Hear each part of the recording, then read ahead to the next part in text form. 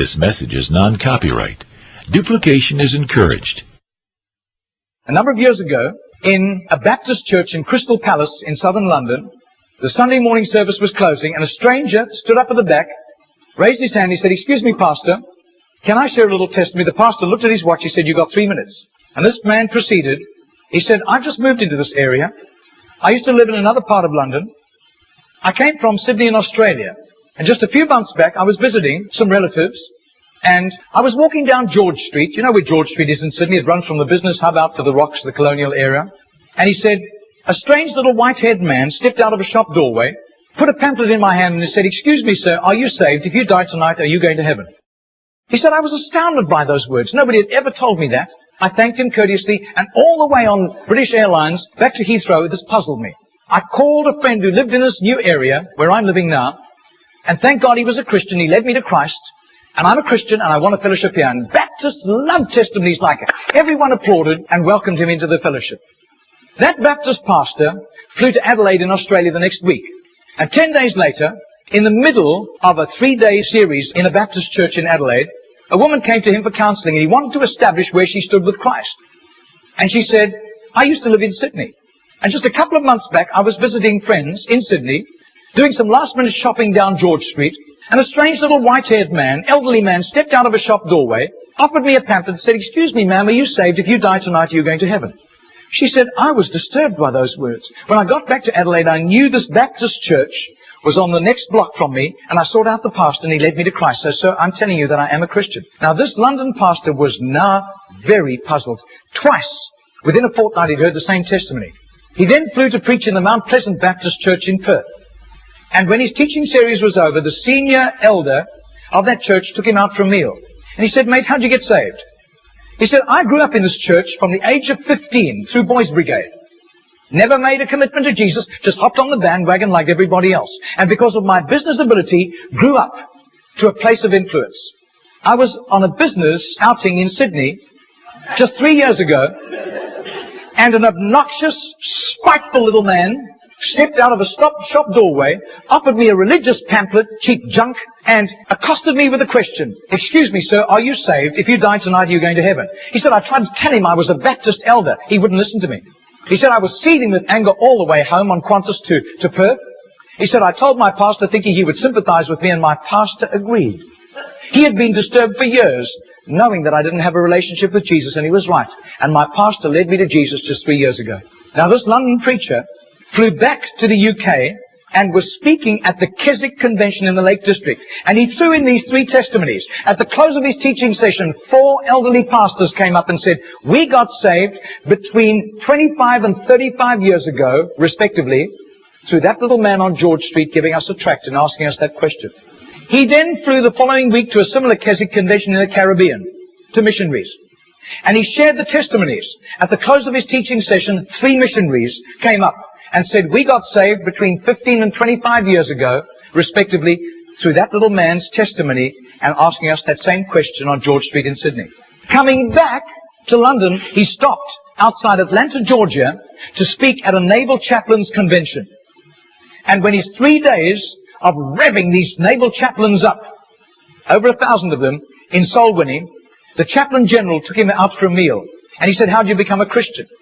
He said, "Well, it was miraculous. I was a rating on a United States battleship, and I lived a reprobate life. We were doing exercises in the South Pacific, and we docked in Sydney Harbour for replenishments.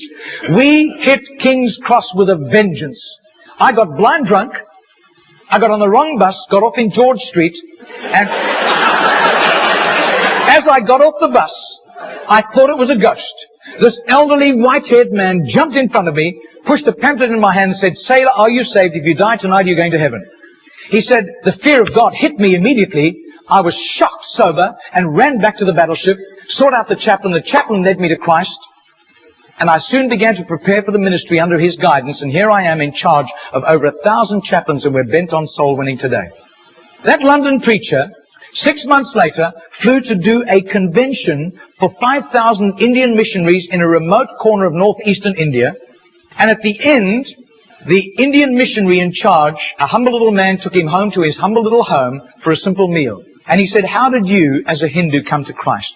He said, "I was in a very privileged position. I worked for the Indian diplomatic mission. And I travel the world, and I am so glad for the forgiveness of Christ and His blood covering my sin, because I'd be very embarrassed if people found out what I got into.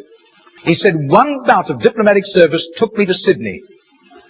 And I was doing some last-minute shopping laden with parcels of toys and clothing for my children, walking down George Street. And this courteous little white-haired man stepped out in front of me, offered me a pamphlet, and said, "Excuse me, sir, are you saved? If you die tonight, are you going to heaven?"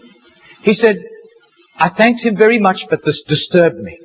I got back to my town, I sought out the Hindu priest, and he couldn't help me. But he gave me some advice. He said, just to satisfy your curious mind, nothing else, go and talk to the missionary in the mission house at the end of the road. And that was fatal advice. He said, because that day the missionary led me to Christ. I quit Hinduism immediately and then began to study for the ministry. I left the diplomatic service, and here I am, by God's grace, in charge of all these missionaries, and we are winning hundreds of thousands of people to Christ. Well, 8 months later, that Crystal Palace Baptist pastor was ministering in Sydney, in Genor, southern suburb of Sydney. And he said to the Baptist minister, do you know a little man, an elderly little man who witnesses and hands out tracts on George Street? And he said, I do. His name is Mr. Genor, Genor. But I don't think he does it anymore. He's too frail and elderly. The man said, I want to meet him. 2 nights later, they went around to this little apartment, knocked on the door, and this tiny, frail little man opened the door. He sat them down, made them some tea, and he was so frail he was slopping tea into the saucer as he shook. And as he sat with them, this London preacher told him all these accounts over the previous 3 years. This little man sat with tears running down his cheeks. He said, my story goes like this. He said, I was a rating on an Australian warship, and I lived a reprobate life, and in a crisis, I really hit the wall, and one of my colleagues, whom I gave literal hell, was there to help me. He led me to Jesus, and the change in my life was night to day in 24 hours, and I was so grateful to God.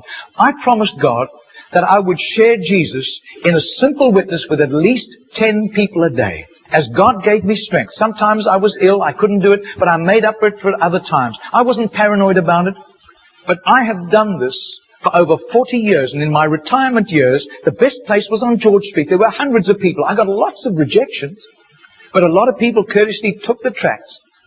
And he said, in 40 years of doing this, I've never heard of one single person coming to Jesus until today. Do you know, I would say that has to be commitment. That has to be just sheer gratitude and love for Jesus to do that, not hearing of any results. Margarita did a little count. That's 146,100 people that simple little non-charismatic Baptist man influenced somehow to Jesus. And I believe what God was showing that Baptist minister was the tip of the tip of the tip of the tip of this iceberg. Goodness knows how many more had been arrested for Christ and were doing huge jobs out in the mission field. Mr. Genor died 2 weeks later. And can you imagine the reward he went home to in heaven? I doubt if his face would ever have appeared on Charisma magazine. I doubt if there would ever have been a write-up with a photograph in Billy Graham's Decision magazine, as beautiful as those magazines are. Nobody except a little group of Baptists in southern Sydney knew about Mr. Genor. But I'll tell you, his name was famous in heaven. Heaven knew Mr. Genor. And you can imagine the welcome and the red carpet and the fanfare he went home to when he arrived in glory.